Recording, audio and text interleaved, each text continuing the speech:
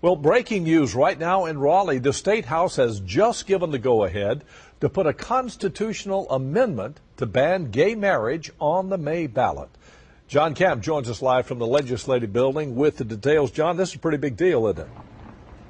Pretty big deal. Very recent. It just happened despite protests from progressives and a general cloud of uncertainty over what this will mean. It did pass today, passed in the House. Now it's on to the Senate.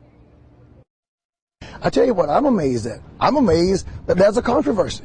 Patrick Wooden makes no apologies for his anti-gay marriage stance. I agree with the biblical definition of marriage between one man and one woman. The Raleigh pastor spoke out at a rally this morning in favor of a constitutional amendment that would define marriage as just that. Talk to the average African American on the street. Overwhelmingly, African Americans believe that marriage is a union between a man and a woman.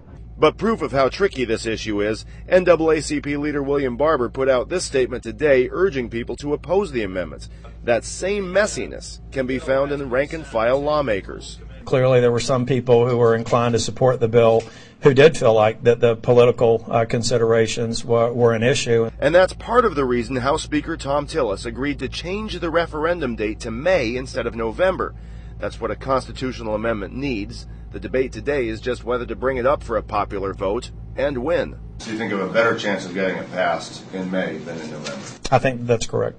But many critics of the amendment and supporters of same-sex rights are holding out hope that that political calculation turns out to be wrong. And I think if it's on the ballot, it's not a foregone conclusion that it'll pass. I think people are far more open-minded than the folks who are having this rally and who support this amendment believe them to be. So again, it just passed the House. Now it goes on to the Senate. If it gets through the Senate, it goes on to the May ballot. And Larry, if you think this has been hot up till now, if it gets up for referendum, this issue will be scalding. I was going to say this could be very messy. We could see a lot of action going on right in the area where you're standing right now over the coming months, right?